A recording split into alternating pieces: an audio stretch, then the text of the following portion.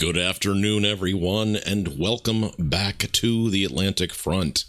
We have an enormous amount to talk about, and if you've ever thought of what one day can bring you and then take from you and then bring back from you, we have about 4 or 5 different points of interest.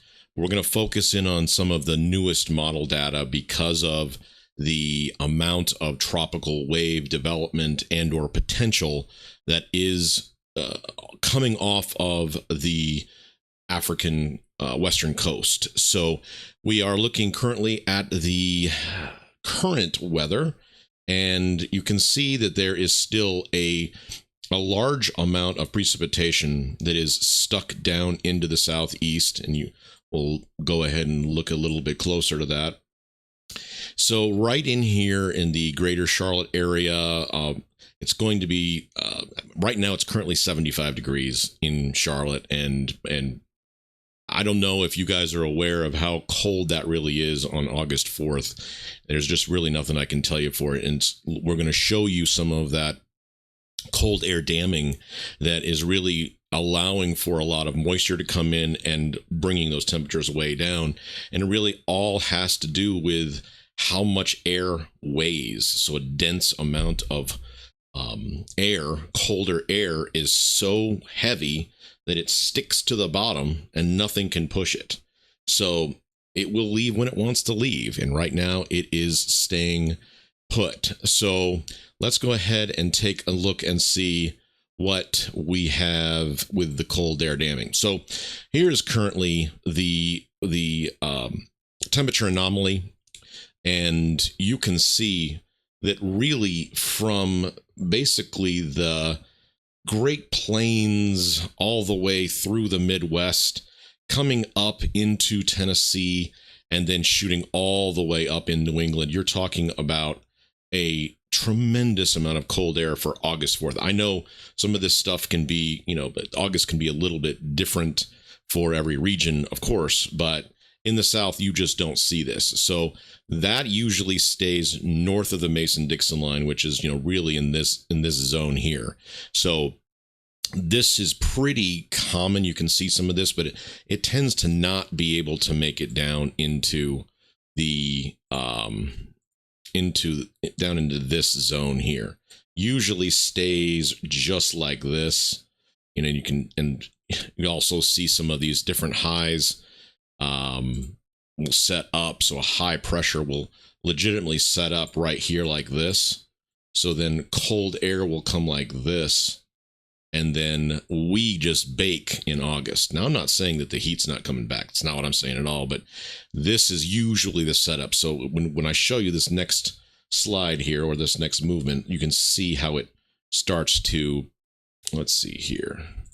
You can see how it's going to move down. Look at that. So the high pressure is not, I'm going to get rid of that high pressure there, but I just wanted to show you what it usually does. So that cold air damming is now shooting down into the southeast. Look at that. And that is yesterday, and we are jumping into the 4th. So already that entire amount of cold air legitimately, look at this cold air damming, very heavy.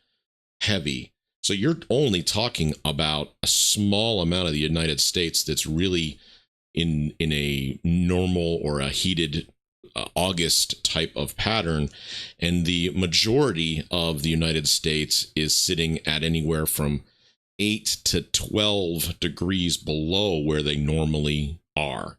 And this is a direct example of exactly what I'm talking about. So we're going to go a little bit further, and here's what I want you to see, because it doesn't go away. I mean, we're still August. This is today. This is Tuesday the 5th. We're still, look at that blue. We're still in that dense, colder air. Here's the 6th. Now you're going to see precipitation. A lot of this moisture will move up like this into like that, and then the cold air damming, which is really much sitting like this. All right. So the moisture is still running up there. So you will see moisture that's going to hit this whole area, because it is creating instability, obviously, since you have tropical air, but it still has the potential to cause rain events, but it's falling through the denser, colder air. So you don't get that tropical blast that you normally would, where you walk outside and everything is just like a wet blanket. So, but again, folks, you're talking about August 7th. That's Thursday. That's Thursday, August 7th. And we could potentially still have temperatures in the upper 70s, low 80s, depending on your area. So it's still August 7th, August 8th. Now you're starting to see that creep over. So August 8th, you're seeing that heat starting to move, but you're still seeing the cooler air setting up Saturday, August 9th, all the way through the weekend. I mean, this is unprecedented. So August 10th, still Sunday, you still have a large amount of cooler air because of this cold air damming. It's really something I haven't seen in a really, we used to get these a lot more when I first came down into the Carolinas. You'd get these swings, especially when school would start, and you'd get these kind of crisper mornings, and you'd get a almost, sometimes you'd get a chillier morning, and then you'd get afternoons would be obviously hot. So we're starting to see this starting to move off August 11th, and then the normal temperatures. Again, that's another good news. So when the cold air damming disappears, you're still dealing with a normal range of temperatures. So now our normal range in mid-August probably would be around 89, maybe 87 to 89, depending on your area. So the Southeast, obviously in the mid-Atlantic, you're talking about 87 or 89, which if we get the majority of our temperatures to stay below 90, then you're really talking about a terrific August. Now, I don't know what that means for September, but I guess we'll have to wait and see, right? All right. So let's do that. And then I think if you keep going out, we start seeing that heat starting to move forward, but it's still, even then, you're starting to see a little bit more of that. So August 13th, some of that heat comes back and it sets up, and, you're in that more normal, probably 90, 92 range, but the evenings are going to be a little bit less. Look at that cold air damming that's trying again on August 15th. Look at this. It literally comes back down. So we're just skirting the edge of this, and this is August 16th. Look at that. So you're talking about a tremendous amount of cold air that seems to really not want to dissipate or yield to anything. So, we're still in a again, this is, farther up, but the temperature anomalies tend to be a little bit better than your forecast models as far as precipitation and things like this, because you're talking about negative PNA and positive PNA, where if it's hot in one part of the country, it's usually cooler in another part of the country. We've got a lot of land to deal with. So this has just been setting up to be cooler. And then now you've even got some like almost negative 20 degrees anomaly in the Colorado and New Mexico, and obviously in the Rockies, and but you're still seeing in August a large amount of cooler, heavier, denser air that seems to be setting up. So, and then we get into August 16th, and it looks like that. Is it possible that this starts to come down? Like I said, guys, I was trying to kind of see this as you guys are seeing it. So this was relatively a new run.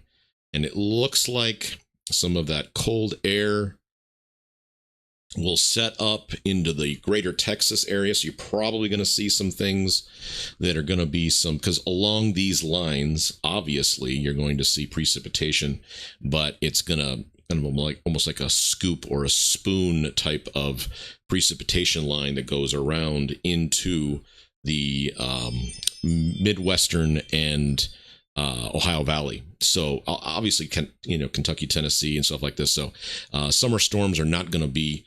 I guess if there's that much of cold air coming down, you're going to see some summer storms that are going to fire up, and they're going to be difficult for those folks out there. So that's why we want to watch all this. And that is the cold air all the way through August 20th. So really either normal weather, maybe minus 4 or 5 days. So August sets up to be a pretty cool time. So let's see what's brewing in the tropics.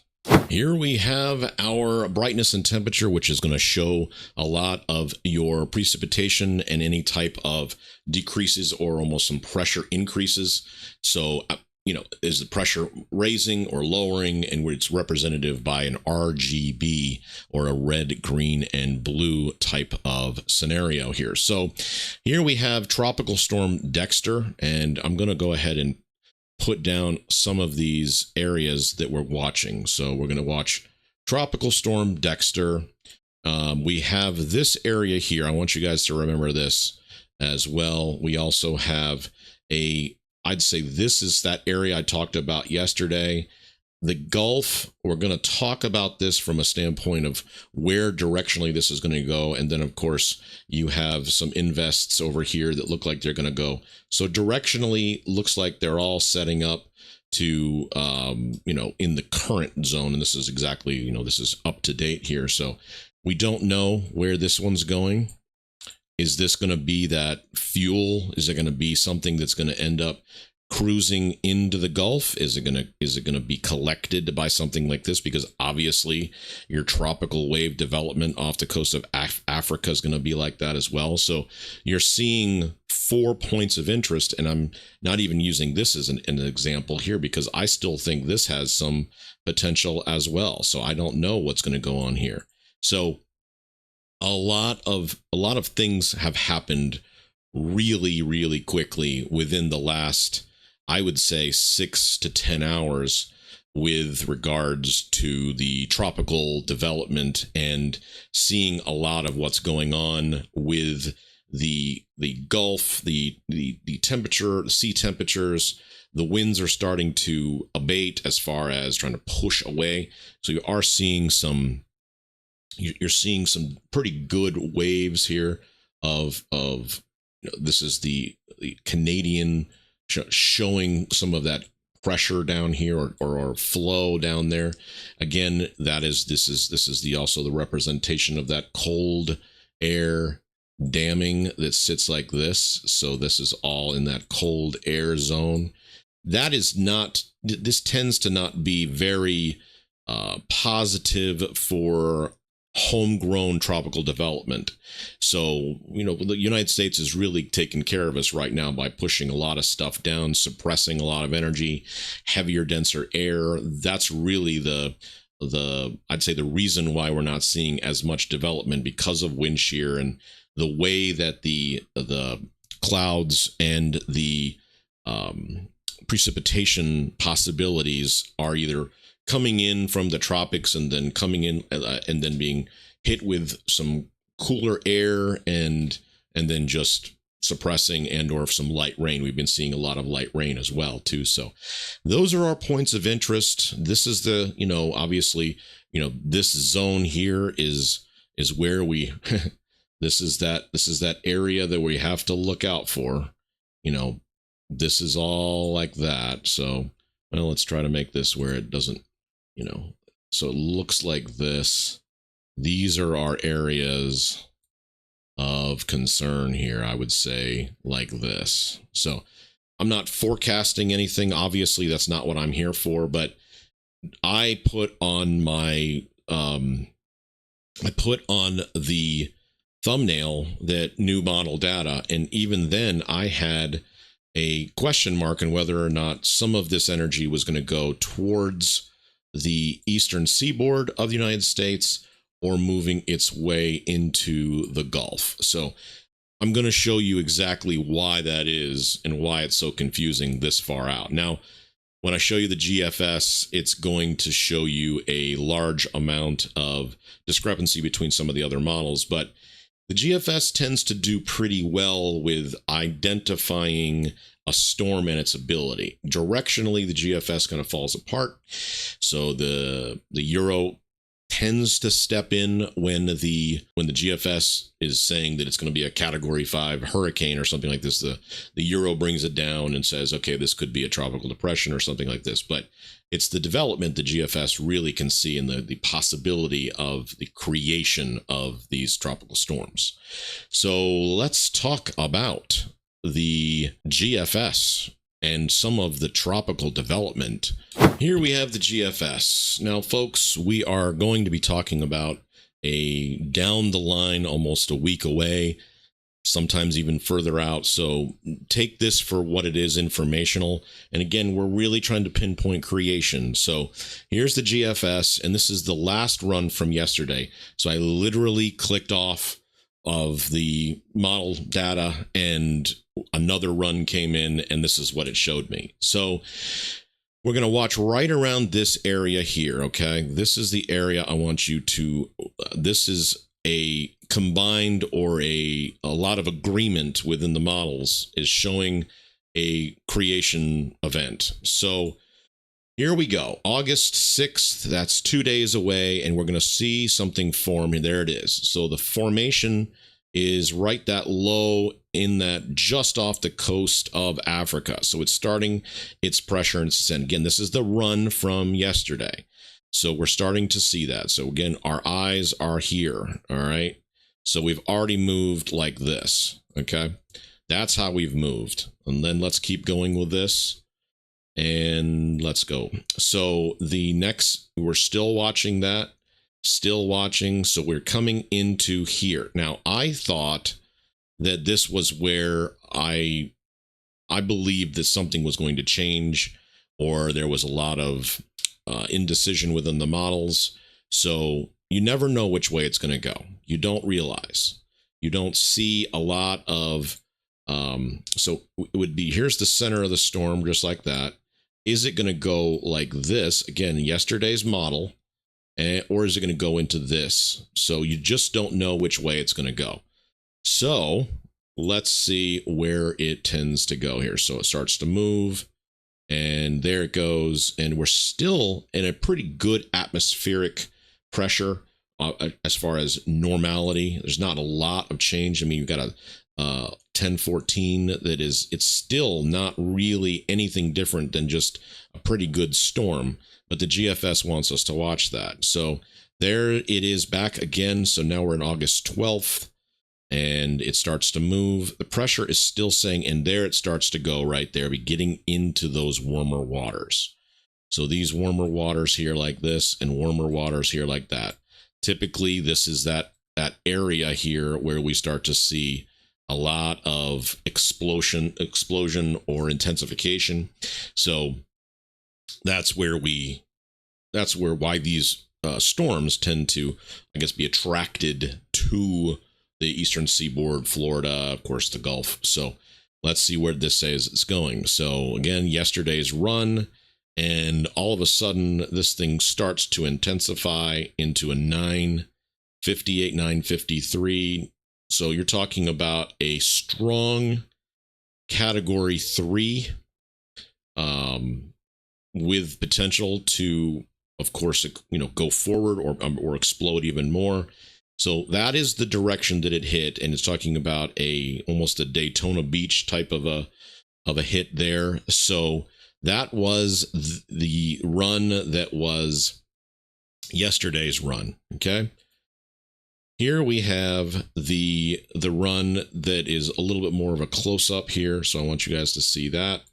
So it comes in and it shows up and it comes back and then it goes.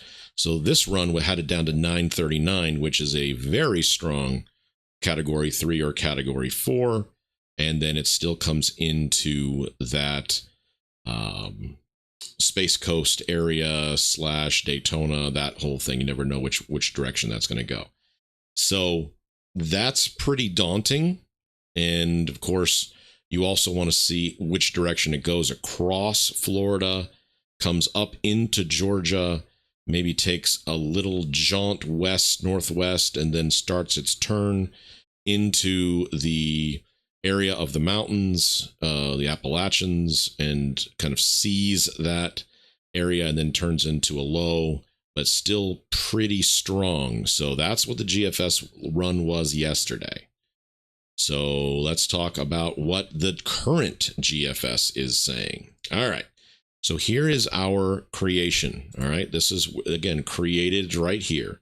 The Euro, the Canadian, the GFS, everyone says something is created here. That was one of those watch and see zones that we were waiting for. So that is the watch and see. Now, what is it going to do? This is today. So within basically 6 hours, you then see this start to move forward. Now, the creation still 1014 says it just really doesn't do much at all, but I want you to look at this area right here. Okay. This area.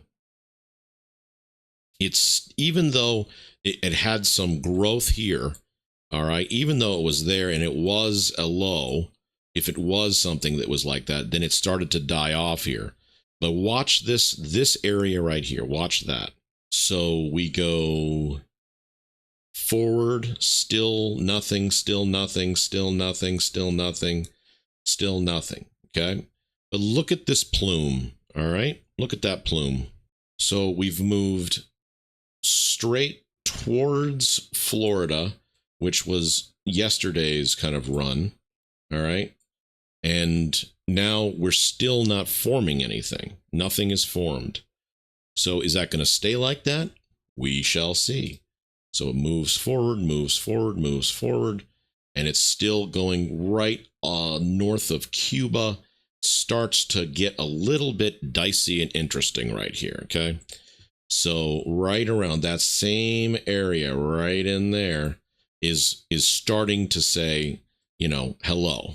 That one is starting to say hello. So it was a low, kind of turned into some more of a kind of disintegrated a little bit, or cycle replacement, or, you know, like eyewall replacement, depending on this. And it kind of never really formed an eyewall, so it wasn't something that was going to be trackable. We're just watching it, of course, and it started getting a little bit more interesting. So let's see where it goes now. We are in August 13th. All right, we're still watching, Up, there's the formation.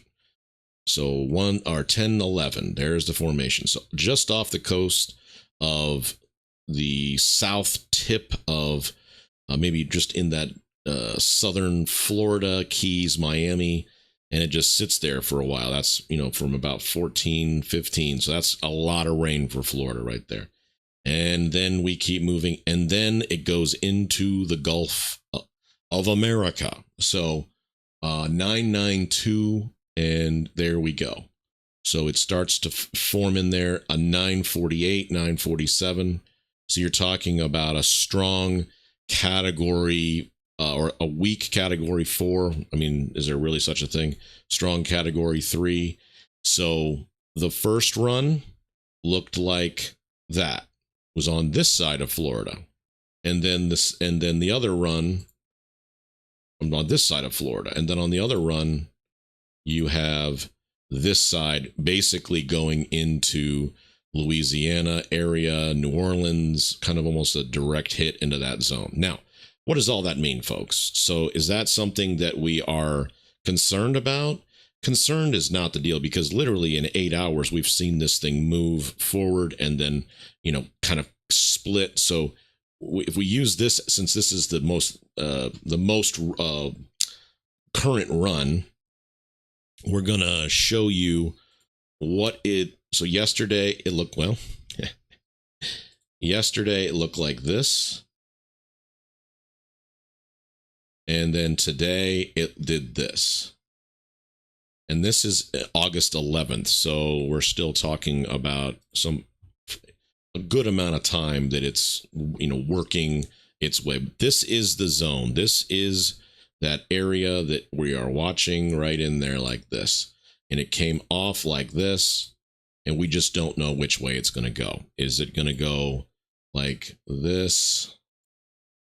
You know, so the cone would look like that, and the spaghettis would be all over the place. So I would say there's probably even some that are doing stuff like this, you know, like that.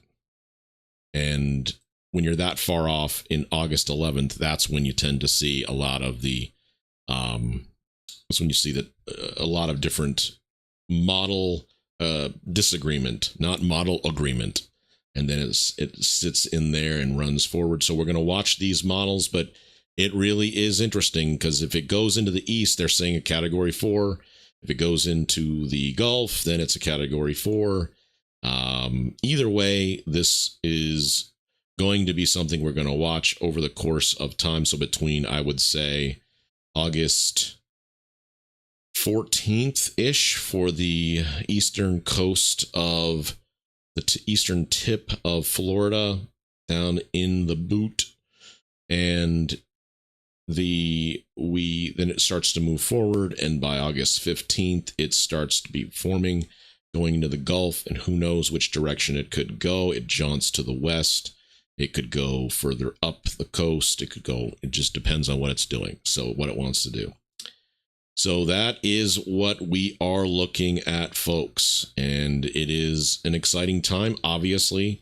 So a lot of weather enthusiasts are looking at the areas and watch and see, and we are hoping for the best, obviously, but we are excited about seeing some, hopefully some better tracking, and we are also wanting to make sure that you guys have as much information as possible. So I certainly have enjoyed this one. I hope you have. Please hit a like and subscribe so I can keep on doing these videos. And we will be back very soon because I'll be watching this for you. This has been the Atlantic Front. I am the Jake Man. Thank you so much, guys.